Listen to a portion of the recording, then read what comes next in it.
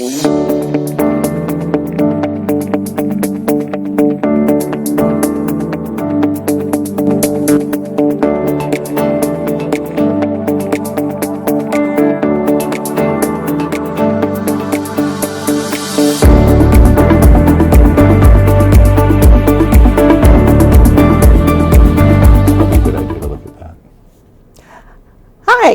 is Dixie Jarchow for Author Showcase, and I'm here today with Bill Gillard.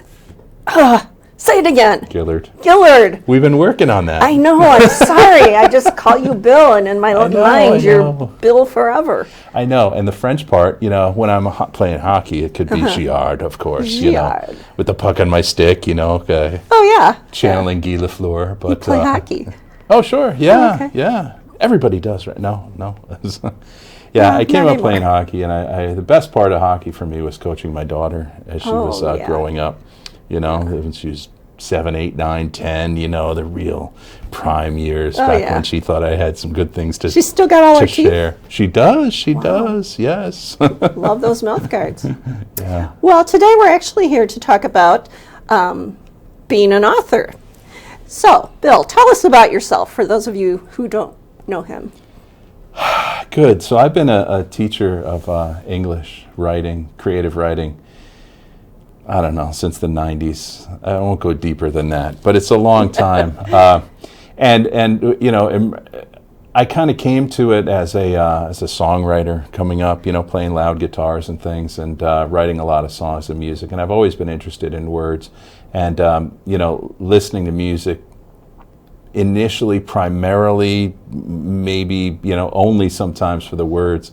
And I really like that part of it. I like the performance part of that and the way different voices come through. So that was, my 20s. Mm-hmm. And then I became an English teacher, and I started off teaching. Actually, my first teaching job was outdoors, which was great. I was a naturalist, it was called, at a nature center in New Jersey. And it may, to this day, still be my best teaching job ever. I was at a 600-acre, just a mix of ponds and forests and fields, and we had a nature center and a little teaching classroom. And we would get, school buses roll up, and I would get nice. 24th graders for 2 hours. And, but then you can give them back. Yeah, that's the key. That is the key. I didn't run out of surprises, as, you do on your third day with a regular class. But, I knew where the turtles were. I knew where the beehives were. I knew, so we would go out and just, come back, and here you go, teachers. And then, and then in the afternoon, the next group had come through. And, that's just talking about this. That reminds me, I did a lot of writing for that job. I wrote just a book of poems on the things that were here, and it became part of their permanent display in their nature center. And you do have a big poetry legacy, kind of. You my legacy, if we... Well, it is. You do a lot of open mics around the area. Sure, not as many as I've wanted to. I have, several books of poetry out. They've been coming lately in larger forms. I've been very interested in the verse novel form, and so that's kind of how it's been coming out, just kind of mixing my interest in narrative, which is, where my fiction goes, and poetry, and telling stories that happen in verse. So let's look at some of these poetry books. Oh, good. Okay. Well, I had a couple of chapbooks at first. This one is Thady Meekum of the True Sublime. It's actually a quote from a poem that I include, a little excerpt of it. But it's Lord Byron. He's kind of a hero of mine for a lot of reasons. But anyway, this is the collection that's kind of the catch-all for many years of writing up until this point. And one of my early teaching jobs, I got a master's degree in English, and then my first teaching job out of that was at a boys' prep school in New Jersey. It was a Benedictine Catholic monastery, and it was boys ages 7 through 12, and these boys were they were all destined to be like, captain of the lacrosse team at Yale. That's the kind of crowd it was. God, it was so easy to teach there. I would Yeah. assign a bunch of reading, and I would come in the next day, everybody would be like, oh, pick me, I love this, and they were just all so into it. Wow. And it was just conducting the orchestra, my teaching. And What a shock do you have for to you say? later. What a shock for me later, yes. It was really fun. And so that kind of, the kind of rhythms and routines of the day, even though I was only there 4 years, but living with a bunch of monks up on the hill and the school kind of down lower on the hill, and then like the rest of humanity far down on the hill.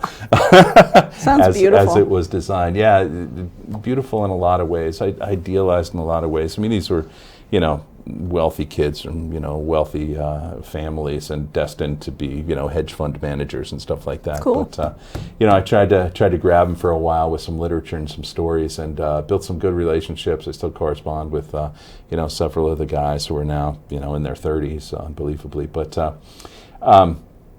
yeah, so my poetry collection, I was looking for a way to make it make sense, and I organized it around a day. The Benedictines have the rule of Benedict, and they meet for meals and for prayer at different times during the day. And this is a pattern that's hundreds of years old. And so my poems, somewhat kind of irreverently, because they're certainly not any sort of reverential poems, but are kind of felt like they happened during the course of a day. Some of them are set kind of like as the sun rises or like at lunch or something. Yeah. So it kind of fit that way, but just the tone and feel, it felt like it laid out as a day. And so that's the way this poetry collection came together. Very cool. Yeah. And this is my most recent one. This is a verse novel, If a Clod Be Washed. And this tells the story of a teacher, I guess going back to it. In poetry, it's the only time I go back to that school in my mind. You don't have like nightmares or anything? No. Huh, I have you. mostly fond memories of, I used to pitch batting practice for the baseball team. Nice. I coached one of the hockey teams, and I directed plays. I did literary magazines, those kinds of things. Fun. So everybody was doing everything, and it was really enjoyable. And this one, this verse novel, actually, it's I don't know, 25 poems that are linked, and it tells the story of, again, one day, but in this biology teacher's life. As it generally kind of falls apart, kind of into an existential crisis. He's got at the edge of the campus, there's a swampy area that he uses as a kind of a classroom. Yeah. In addition to his regular classroom, and so he kind of ends up there asking some big questions about his own life and teaching and marriage and all of those kinds of things that he's engaged in. So I use the verse novel form for that. It kind of snuck up on me. I was working on two different projects at the time. I teach at UW-O, and I've been at UW-Fox Valley since 2006. We moved out here just as our daughters, my wife and I, were about to enter school, knowing that in New Jersey, the towns we could afford to live in, the schools they just weren't great, at all. And so, we moved to Appleton, which sounded pretty wholesome. Yeah. And I've been teaching at UW-Fox Valley, which is now UW-Fox Cities for the next couple of months before it closes, unfortunately. And I'll be at UW-O full time. Oh. Yeah, so that'll be a big shift for me. But I do a lot of writing, in the kind of academic mode. I've got a couple of books on, science fiction and fantasy from the kind of literary modernist era, from 1880 to 1940, if you're looking at it kind of broadly. And two books on that. And I've got another one. Well, I got another couple of them coming out. But I've got the Routledge Anthology of Climate Fiction Origins, which is looks at the same era, but argues that climate fiction, the fiction of climate change, which is very kind of popular now, and which has its roots, everybody says, in the 1960s or so, when the science started showing, evidence that this was happening. But my book argues that it happened much earlier, that artists were more sensitive than scientists, and were freer to imagine, things like melting polar ice caps and, the drying out of places, rising sea levels, just extreme temperature changes. And it showed up in a lot of stories. We always talked about the 1880s being the Industrial Revolution and starting to put more particles in the air. It's kind of being the start from science. I mean, it's clear. I talk a little bit about Monet, Claude Monet, the artist, and I was down in St. Louis for Thanksgiving, and some of his water lilies are right there, but also some of his, maybe two, of his Houses of Parliament series. And you can imagine the House of Parliament on the Thames in London, and Monet's version of it is just like beyond this haze, and the haze is brown and blue and yellow, and just you can't see anything. But that's how it looked, and Monet was looking at this, and it did great things for his art. In fact, he was mad when there were, the odd clear day, and he wanted to paint. Like, I can't paint today. It's a blue sky, and like everything's clear. I don't want to paint. But he was painting this kind of profound change to the air, and John Ruskin was all over it. Cool. Talking just about how the sky was different. And so these artists, that fast, yeah, they noticed. They saw this and they imagined what it might look like. And these science fiction writers that I collected in the Routledge Anthology of Climate Fiction, which is out now, but I don't happen to have a copy with me. They saw it, and I make the argument that this kind of laid the groundwork for some other things. But as I was working on that,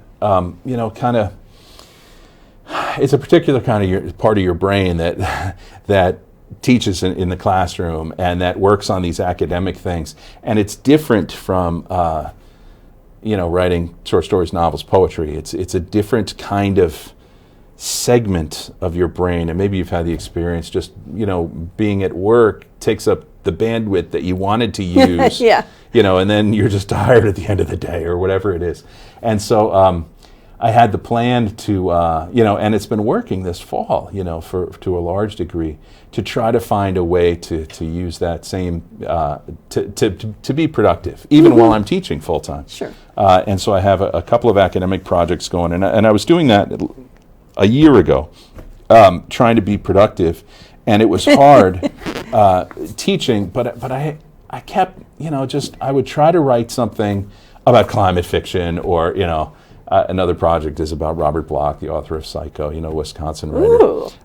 But I was trying to do that, but then these poems kept coming out. I was like, all right, that was a good dream I just had. Let me write this poem for a while. And they just started to kind of accumulate and cohere. I'm like there have been, amazing missions out to, land on an asteroid, send a little probe to land on an asteroid. And, things start to kind of slowly kind of stick to each other in space, and these rocks kind of attract other rocks and they crash into each other. And so these poems started to fit together somehow.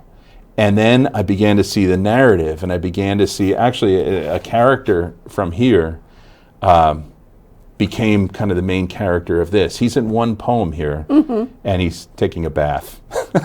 Then he wrote his own book. And it became, because he was questioning, he's taking a bath and thinking about, his daughter who's just connected, electronically to, social media, to the whole world. And he's connected to the water and to the soap. And what is better? What does it mean? How does it all fit together? How do you live your life? So anyway, he became the main character in this, and it was weird. I didn't plan to write that book at all. I didn't even know I was writing the book. It just kind of happened. Oh, that's cool. And and the revision process where I ended up with a consistent structure. I have couplets all the way through, as you can see, but each poem ends with a 3-line stanza. Tricky, right? But I wanted it to feel like it was ending somehow. But every poem is like that, and every poem has within each line has just about the same number of syllables. So I was, syllabic verse revising. I wanted it to feel coherent. But that's a book that I didn't know I was writing. It just kind of happened. Cool. And I really like the way it turned out. And I get good feedback when I read it. And, Tell us about your Down a Man. I'm dying to hear the hockey story. Yeah, it's a hockey novel. It takes place in upstate New York. I did my undergraduate years at St. Lawrence University in Canton, New York. And Canton's a great place. It's a small town. I mean, it'd probably be familiar to a lot of small town, Wisconsin. It's got one little main street and then the river down at the bottom of the street and all of that. And it's got a McDonald's and 2 pizza places and a bunch of bars. And so I'm describing Wisconsin, I think. Definitely. But anyway, and then a university is a small liberal arts college, St. Lawrence University there. And my friends and I, the rink was kind of right in the middle of campus, and it was open hockey every day from noon to 3. Oh, God. And so, do whatever you want, but don't schedule your classes between noon and 3. Get them done in the morning, get them done late in the afternoon, because everybody was out there open hockey, at the rink playing, and it was really fun. And so it's kind of set there in kind of that hockey world, but it's about a kid who didn't fit into kind of the hockey culture. In this upstate New York town, and all he wanted to do was escape. And he went away to college, and with much fanfare, and I'll never be back. All that. He'll be coming back. And then kind of flamed out for several reasons, and returned, and had to figure out how to kind of build a life and kind of come to terms with what he left behind. And he, it's a novel that has his arc and has kind of an ending that I kind of discovered. That how do you come to terms with that? It's hard to come to terms with all of it, but maybe a little bit of it, you can kind of find your way back into. And it's his relationship with his father and his relationship with his older brother, and so a lot of family dynamics. How about, I got to bring up the Psycho novel. Oh, good. Yeah. Oh, It's Robert not out Bloch. yet, you said. I admire that guy so much. Bloch was a Wisconsin writer. Is he still alive? No. Okay. No. He lived from 1917 to 1994. Oh, wow. And so, it's been a while.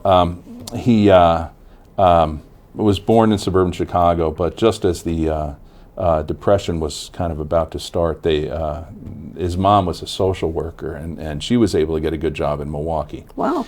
And so they moved to Milwaukee, right in the city. And so that's where he grew up. He went to high school there, and he had by all accounts, a very good childhood during the Depression, growing up in Milwaukee. Wow. And his formative years were reading H.P. Lovecraft and gosh. weird tales and all kinds of strange stories, as many of them as he could find. And he actually started a correspondence with H.P. Lovecraft as a teenager. And Lovecraft, say what you want about him, and his writings have many, many problematic moments, involving kind of racism and sexism. It's there. It's undeniable. But Lovecraft was very, very generous with people who would write to him. He wrote back long letters. He encouraged people. And he encouraged Bloch. And so Bloch, the moment he graduated from high school, he started writing. He wrote a story in like a week. He sent it to Weird Tales, and they accepted it. Because that's how writing careers go. Yeah, that's how mine went. Instant success. Instant And so he validation. wrote another one and another one and another one, and he'd get paid like $3 per story, and that'd get him to the next story. And he found a job in an ad agency, and his boss was like, well, it's kind of a little slow during the Depression, why don't you, if I've got nothing for you, just sit in the back and write. I know you like to write. And so that was kind of his job. Every once in a while, he would have to write some buy this new, washing machine because of this and this. But for the most part, he was just working on his own writing. And then, he was married, didn't serve in World War II because he was married. And he was not well physically, so it's probably, better, and he was kind of a slight man, But his wife developed an illness, and doctors in Milwaukee couldn't figure it out. And they had a young daughter, and she was having trouble getting out of bed. She had family in Weyauwega, of all places. Yeah. And they thought, maybe we should move to Weyauwega, surrounded Have a by little grandparents, support, aunts and uncles, family, cousins.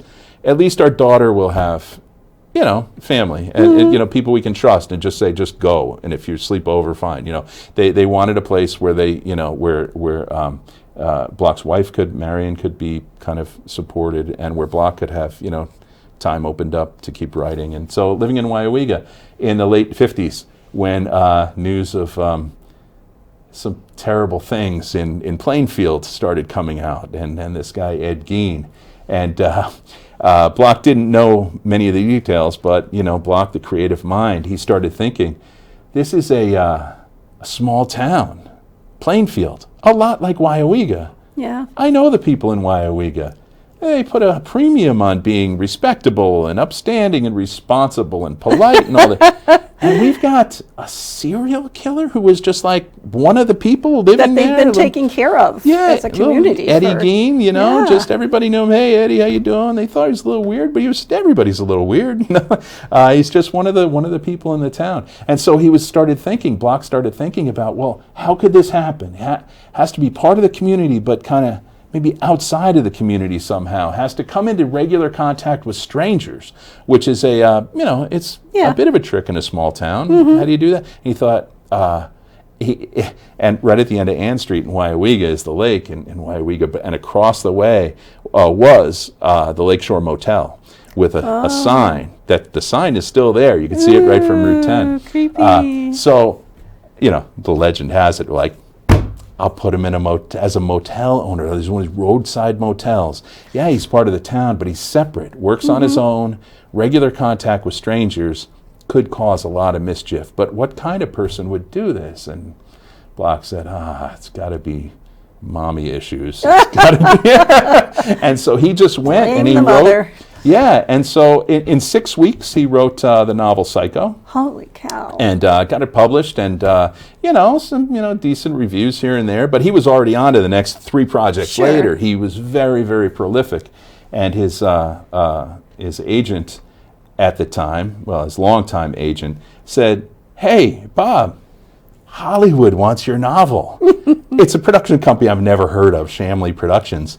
But they're going to give you, I think it was $6,000, wow, which is close to $50,000 our money in 2024. And Bloch had never sold anything to Hollywood before. He was very excited, but he also knew he should never accept the first offer.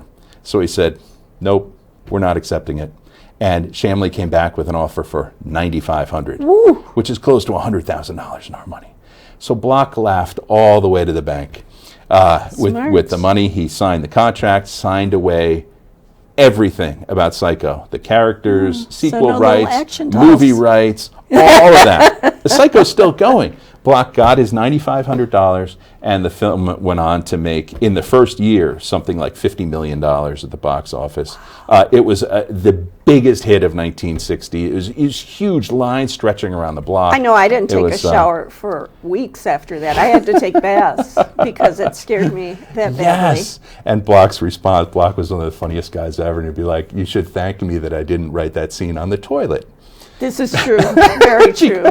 People reported, "I haven't taken a shower in months. Yeah, it's true. I'm too scared, But anyway, Bloch had that huge success, and it launched his career in Hollywood. He wrote for television. He wrote for Alfred Hitchcock Presents, the television series. He wrote screenplays for Hollywood films. He did Star Trek. Wow. He did a lot of stuff out there, and continued to write his short stories and novels all along the way. And so, my deep study of Bloch started when I just got, a college professor, right? You get weird emails sometimes, and this one was from a documentary production company in Canada.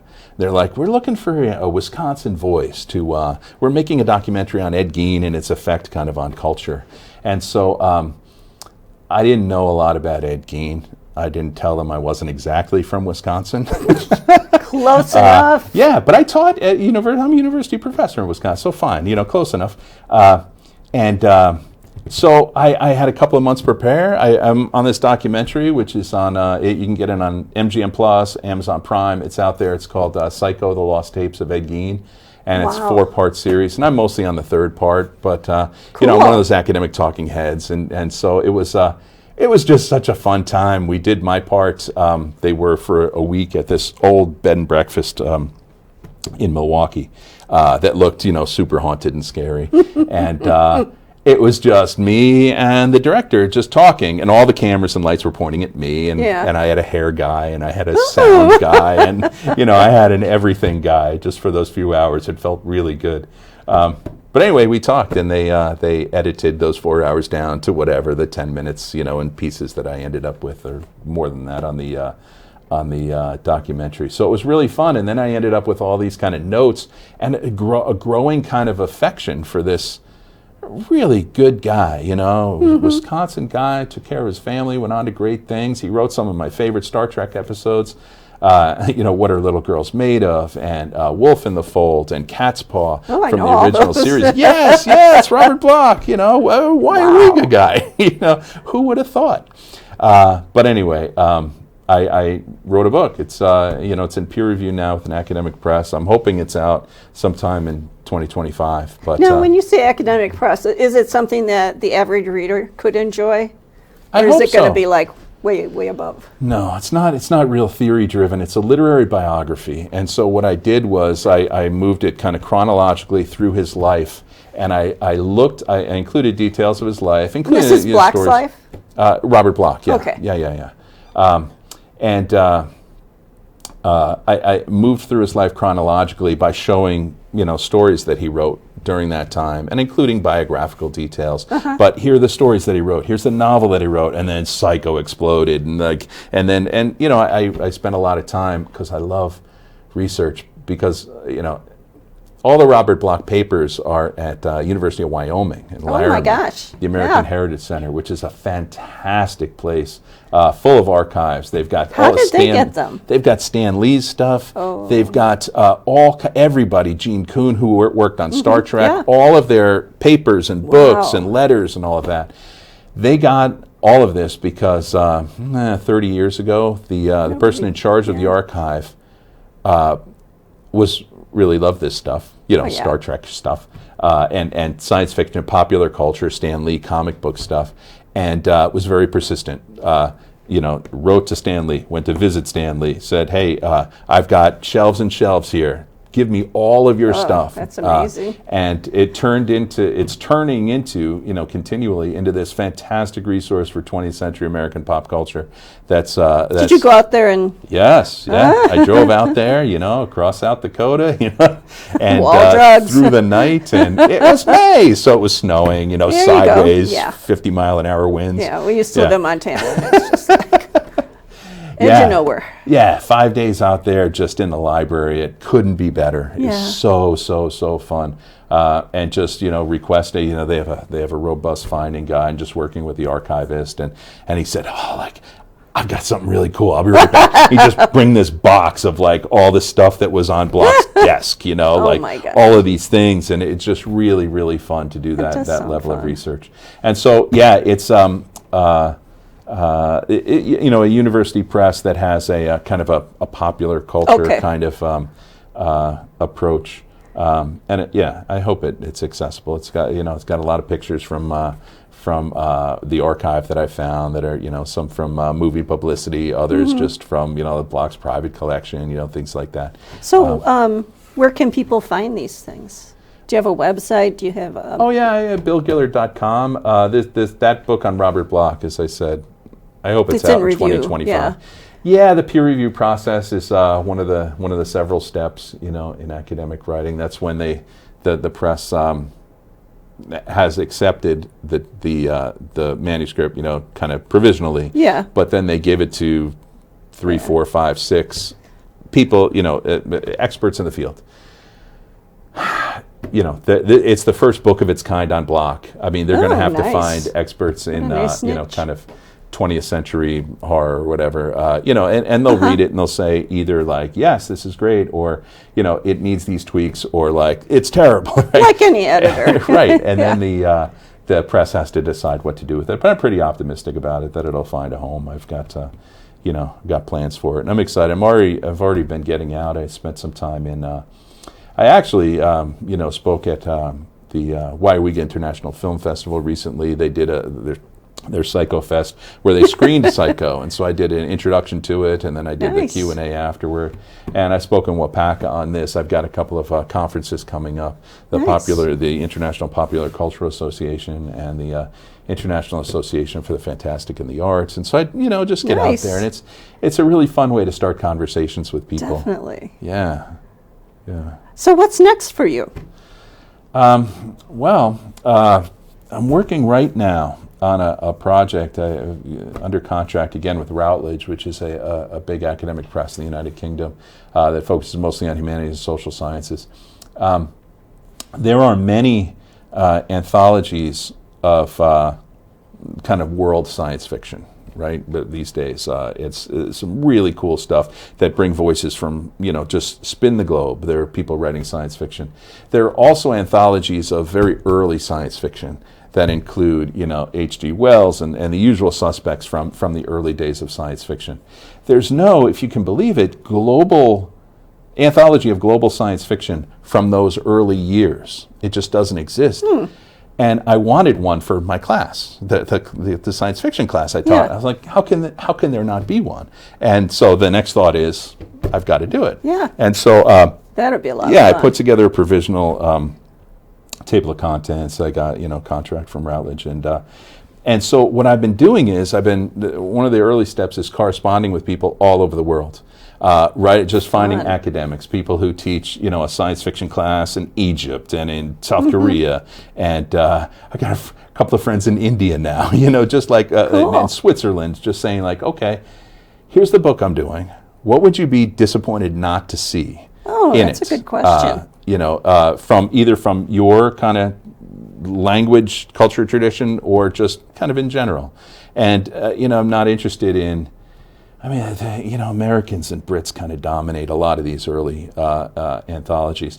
And so I'm casting the net kind of further than that. And a lot of these stories, they've never been translated into English before, but they're fascinating stories. Yeah, especially coming out of, North Africa, Middle East, it's just really, really cool stuff that's just on, a little collection from 1931, in Arabic. And now I've got people like, I'll translate that for you. That's cool, yeah.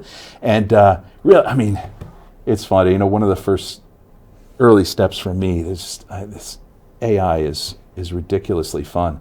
I just, I got a scanned sheet in Arabic of this story that my new friend in Egypt said was really good. And I just said, ChatGPT, please translate this. And so I read this story, and it was kind of, I have no idea if it's a decent translation. It's not. But it's somewhere to start. But yeah, now I know the story. I'm like, oh man, this is cool. And so I'm going to find, a translator for that. And, and I'm putting together, and it'll be done by during the spring semester sometime. And I'm going to provide, introductions for each story and an introduction for the collection and all of that. Cool. So turning that focus outward. And a lot of what we do as university professors with our own development is link it to the classroom. And so this is directly linked to the classroom. This is stuff I didn't know about. And yet I teach science fiction. I teach history of chronological science fiction. And up till now, it's been focused on Americans and Brits, and maybe the occasional Jules Verne thrown in every once in a while. But it's just I want the conversation to be broadened. Cool. I would, because I want my conversations in my classes to be, more representative just of what was going on out there, in Brazil and Argentina and Mexico, even in places like Australia, Japan, Russia. There's so many, and it was burgeoning at the same time. You said the, Industrial Revolution, it caused a lot of people to say like, wow, my life is now different from my parents, and certainly different from my grandparents. What's my grandchildren's life going to be like, and creative writers suddenly, what's it going to be like? Well, they'll live in a tower in the clouds, and they'll fly to Jupiter for lunch, and all those stories that came out, in the pulp era. Really, really exciting stuff. And as industrialization kind of expanded, and herky-jerky all over the world, kind of mixed with colonialism, stories began to emerge as people, were getting the first time, H.G. Wells gets translated into Arabic. Everybody's like, wow, this is cool. I'm going to write a story. And, the way it goes, it's kind of a lot like Wells, but then things begin to develop in particular. And it leads to more because ways. As a child, we didn't read any of that kind of stuff. But then when we found some, it was like, oh my gosh, this is me. Yeah. So what I'm trying to do, and that was what the Anthology of Climate Fiction is as well. I teach a course in climate fiction. And I was a little bit, surprised that these early stories weren't there, and so I did that book. And the global origins of science fiction anthology is another one coming out. I have a novel in the works too. A novel that frustrates me, so I end up writing a bunch of poetry when I'm stuck. There you go. It turns into other things. But yeah, that's one of my big things I tell my students is that there's no such thing as being stuck. You can hit a wall with a particular project, but just put it aside. Start something else. Write about that dream you had last night. Write about something you're mad about, or something that you're envisioning, or just start writing words. And one of my favorite things to do is to just open any book. It doesn't have to be my book, and find his victory lap. I just opened this, and I don't even remember what section but his victory, and just put that at the top of the page. Yeah. And his victory lap. This is somebody who's maybe done something great, maybe a little smug, maybe wanted to show people, not super humble, a victory lap. Everybody loves that, waving to the crowd. But what would that look like, and just it can take you into a completely different direction. So I tell them to just never be stuck, to just find something else, and let your kind of subconscious mind work on whatever problem you've got with that other narrative. And you as a writer, kind of. What? I'm often stuck. What are your strategies for getting unstuck? I go exercise or read something. Blood flow to the brain? Yeah, frequently perhaps. helps. But that's great advice, and we'd like to thank you. This is Bill Gillard. Gillard. I'll never get that. Oh, Dixie. We'll talk. Okay. And you can find his books at his website, which is shortbillgillard.com. And you can find me in UW-Oshkosh. I'm all over the English department there. But my books are available everywhere. Great. Yeah. It's been a pleasure. Thank you for having me, Dixie. Thank you for tuning in to Author Showcase of Oshkosh with your hosts, Dixie Jarchow, Bill Gillard, and Thomas Cannon. We'd love to hear from you, whether you're interested in being a guest on the show, have a question, or want to share your thoughts. Please reach out to us on social media or via email at oshkoshauthorshowcase@gmail.com.